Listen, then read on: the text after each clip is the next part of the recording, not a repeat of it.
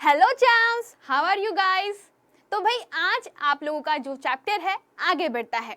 हम लोगों ने मानव के अंदर पूरा खाना किस तरीके से पचता है और शरीर को लगता है ये जान लिया था, है ना। अब हम लोग जानेंगे कि जो जानवर होते हैं, खास करके घास खाने वाले जानवर, ये लोग अपने शरीर में पोषण किस प्रकार से करते हैं। तो आप लोग रेडी है ना? वाह, वेरी गुड।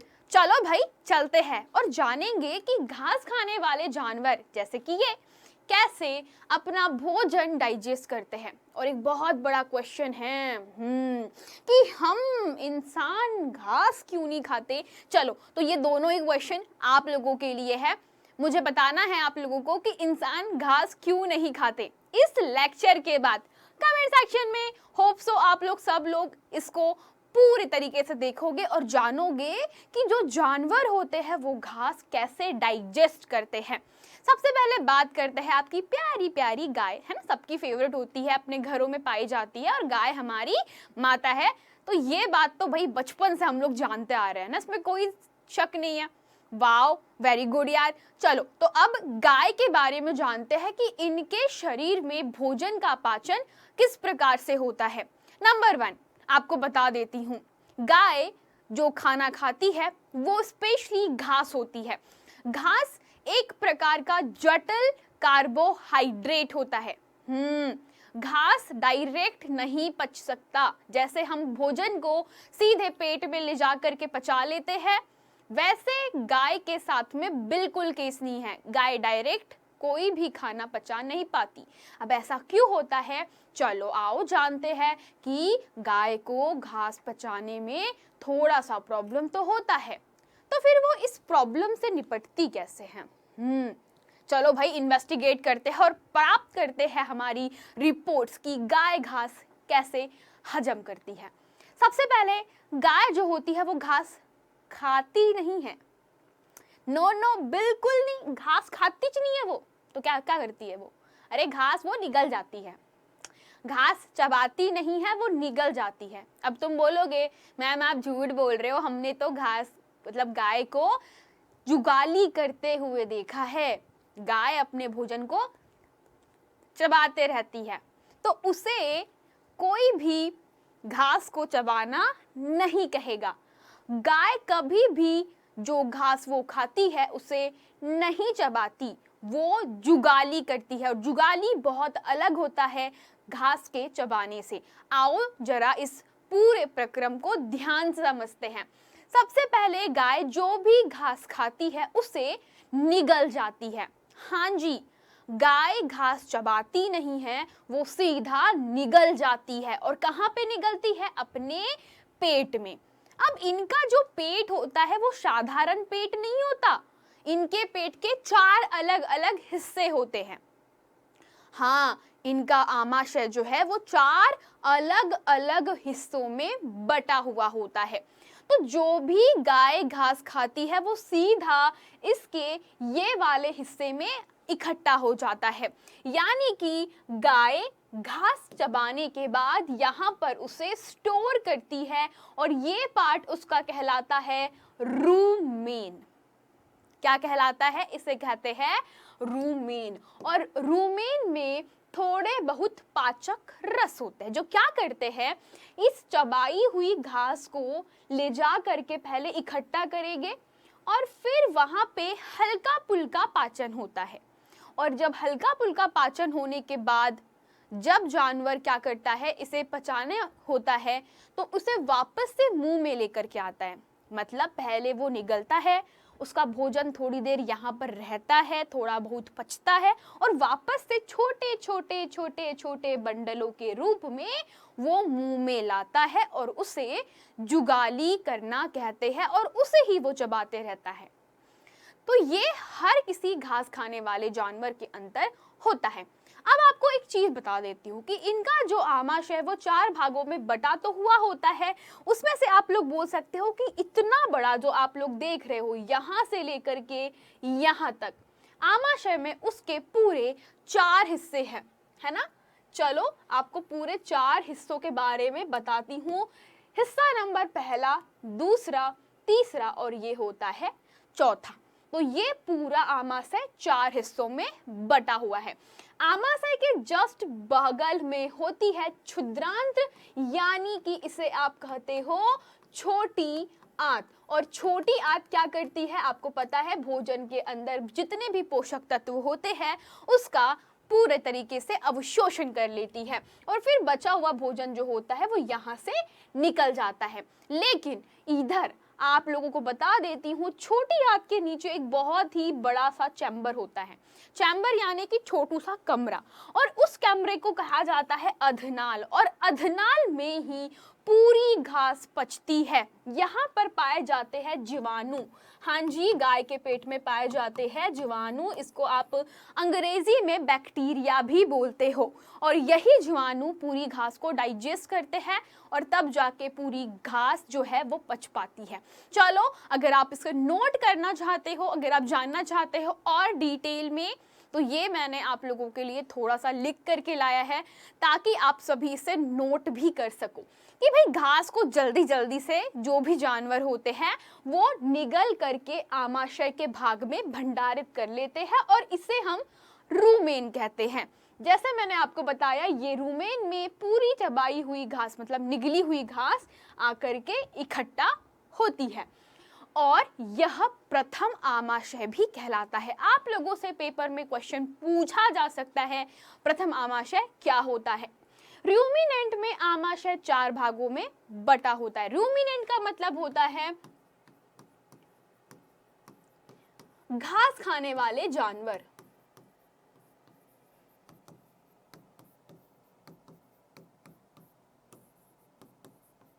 तो ये कहलाते हैं रूमिनेंट्स। तो रूमेन में भोजन का आंशिक पाचन होता है, जैसा कि मैं आपको बता चुकी हूँ। पहले वो निगल के भंडारित करते हैं और जो भी भोजन है वो वहां पर हल्के या थोड़े टाइम के लिए थोड़ा बहुत पच जाता है और फिर वापस से जानवर उसे मुंह में लेकर के आते हैं और इसे बच्चों क्या कहते हैं, तो छोटे छोटे पिंडकों के रूप में पुनः मुख में लाता है और यह चबाते रहता है और इसे ही हम लोग क्या कहते हैं, रोमंथन या जुगाली करना। आप लोग देख सकते हो कि इन्हीं जंतुओं को रूमिनेंट अथवा रोमंथी भी कहते हैं। तो कितनी इजी सी बात है कि रूमेन में पहले थोड़ा बहुत भोजन पचेगा, फिर जुगाल करते रहेंगे जिसे हम अंग्रेजी में कड कहते हैं, और बाद में वो छोटे छोटे पिंडकों के रूप में निकालते रहता है और चबाते रहता है। तभी आप लोगों ने कभी अगर पापा लोगों से सुना होगा कि अगर कोई जानवर जुगाल करना छोड़ देता है तो हम मानते हैं कि उसकी तबीयत खराब है। अगर आप लोगों को नहीं ऐसा पता है तो एक बारी पापा लोगों से पूछ कर आओ। तो पापा पूछना कि क्या ऐसा होता है कि जानवर अगर जुगाल करना बंद कर देता है तो हम मानते हैं कि जानवर बीमार है। ऐसा क्या सच में होता है? चलो, अब आपका ये होमवर्क है, अपने अपने पापा लोगों से पूछ करके आइएगा। अब आपको मैं आगे थोड़ी सी कुछ सीक्रेट बात बताती हूँ, और वो क्या है कि घास में सेल्यूलोज की प्रचुरता होती है और सेल्यूलोज एक प्रकार का कार्बोहाइड्रेट है। अब कार्बोहाइड्रेट का मतलब होता है वही जो हमारे शरीर को ऊर्जा देता है, काम करने के लिए शक्ति, ताकत प्रदान करता है। तो बेटा, ये सेल्यूलोज को पचाना टेढ़ी खीर है, एकदम से नहीं पचता। इसको पचाने के लिए बड़ी मेहनत लगती है। क्यों? क्योंकि ये बड़ा ही जटिल होता है, बहुत जटिल होता है और इतना कठिन है ये कि इसको आसानी से तोड़ा ही नहीं जा सकता। तो क्या करेंगे फिर?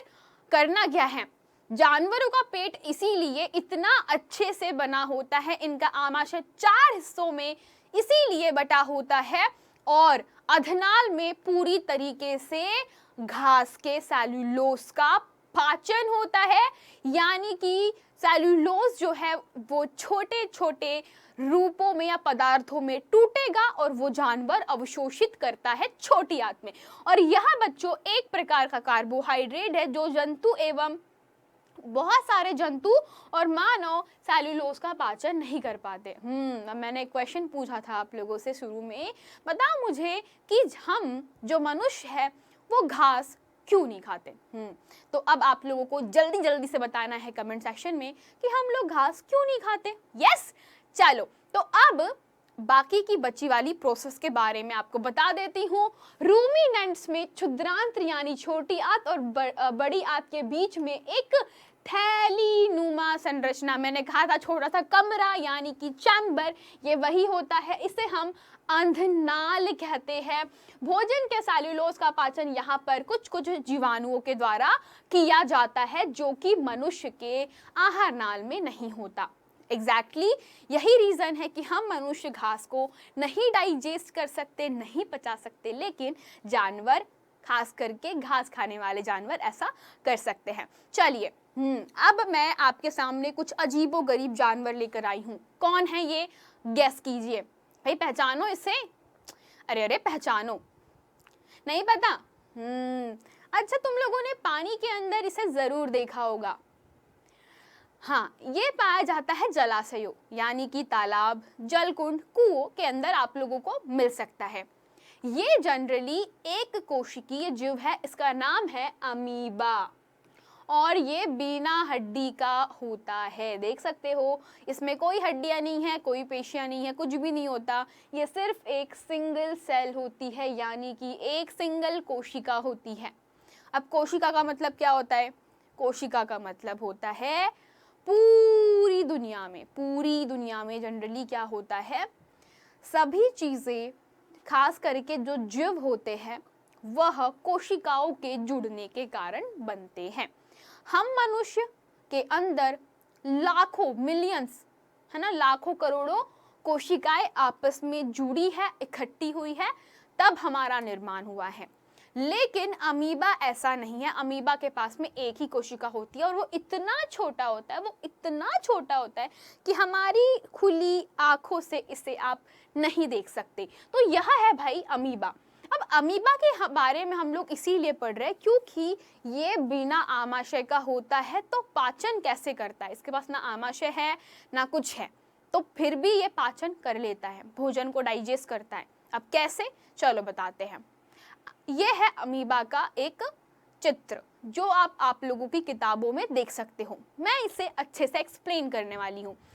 यह अमीबा को जो देख रहे हैं उसके कुछ शरीर में हिस्से होते हैं, जिसमें से एक होता है केंद्रक। केंद्रक हर किसी कोशिका में पाया जाता है, जो कि बिल्कुल या तो बीचों बीच में होता है, और यही पूरे अमीबा को जनरली कंट्रोल करता है। बात करते हैं फिर अमीबा के सिरों पर निकले हुए ये छोटे छोटे चीजें हैं ना, आप लोग देख सकते हो, ये अगल बगल से फैला हुआ है, तो इन्हें कहा जाता है पादाप। हाँ जी, ये जो आप देख रहे हो उभरे हुए, इन्हें कहा जाता है पादाप। अब आप बोलोगे मैम एक से ज्यादा पैर, भाई ये पैर नहीं है, पैर जैसे ही होते हैं, पर ये पैर नहीं है, इनका नाम हम लोगों ने पादाप रखा हुआ है। अब होता क्या है कि इसके अंदर ढेर सारी खाद्य धानी, धानी का मतलब क्या होता है, इकट्ठा करने वाला, तो यहाँ पे बबल्स के रूप में, बबल्स यानी बुलबुलों की संरचना में ढेर सारी खाद्य धानियां होती हैं।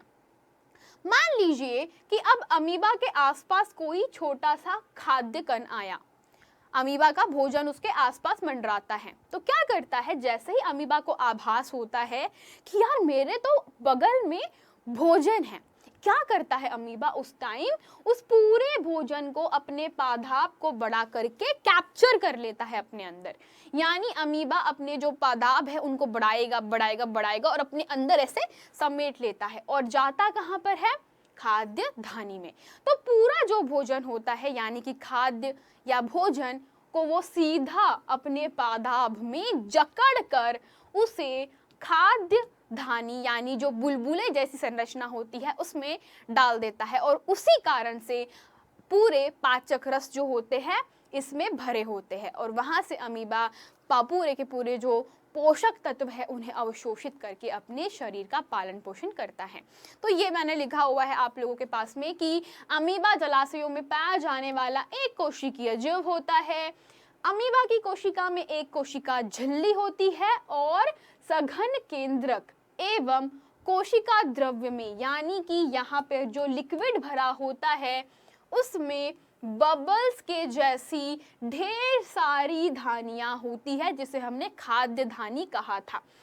यह अपनी पोजीशन यानी स्थिति बदल सकता है। यह एक अथवा अधिक उंगली के जैसे प्रवर्ध निकालता है, जिसे हम लोग कृत्रिम पाव या पादाभ भी कहते हैं ना। तो अमीबा ऐसे आप कैसे भी बना सकते हो, ये अमीबा है मान लो, है ना। तो अमीबा में ढेर सारी खाद्य धानियां होती है और एक बड़ा सा केंद्रक होता है। तो ये रहा अमीबा का केंद्रक, और ये छोटे छोटे है पादाभ, और ये कहलाती है बबल्स के रूप में खाद्य धानियां। ठीक है, तो ये होता है हमारे पास में अमीबा। और अमीबा जो है इस तरीके से भोजन को पचाने के लिए इनका प्रयोग करता है। तो क्या बोलता है बेटा, जो इन्हें गति करने यानी पादाभ इन्हें मूव करने में, मूवमेंट करने में, इधर उधर जाने में हेल्प करते हैं। तो अमीबा कुछ सूक्ष्म जीवों का आहार करता है। बहुत सारे छोटे छोटे सूक्ष्म जीव होते हैं जो अमीबा खा लेता है, और जब इसे भोजन का आभास होता है, मैंने कहा था जैसे ही अमीबा को पता चलता है कि इसके आसपास कहीं भोजन है, वो अपने पादाभ को यहाँ से बड़ा बड़ा के उसके अंदर खाद्य धानी में डाल देता है, और इस तरीके से अमीबा पूरे भोजन का पाचन करता है। ठीक है, यह खाद्य के कण के चारों ओर अपने पादाभ को बढ़ा लेगा यानी विकसित कर लेता है और उसे निगल लेता है। खाद्य पदार्थ उसकी खाद्य धानी में फंस जाते हैं, और यह होता है आपके पास में किसी भी जंतुओं में पोषण। कैसा लगा लेक्चर, आप लोग जरूर कमेंट सेक्शन में बताइएगा गाइस। आप लोगों के कमेंट्स हम लोग पढ़ेंगे एंड रिप्लाईज भी करते जाएंगे, सो प्लीज ट्यून रहिएगा। नेक्स्ट वाला जो चैप्टर है बहुत इंटरेस्टिंग चैप्टर है, और वो आपको बता देती हूँ कपड़े कैसे बनते हैं। हाँ जी, ये चैप्टर में आपको सिखाया जाएगा कि कपड़े कैसे बनते हैं, वो कैसे बनते हैं बताया जाएगा नेक्स्ट क्लास में। तब तक चलते हैं, टाटा बाय बाय एंड सी या इन नेक्स्ट क्लास।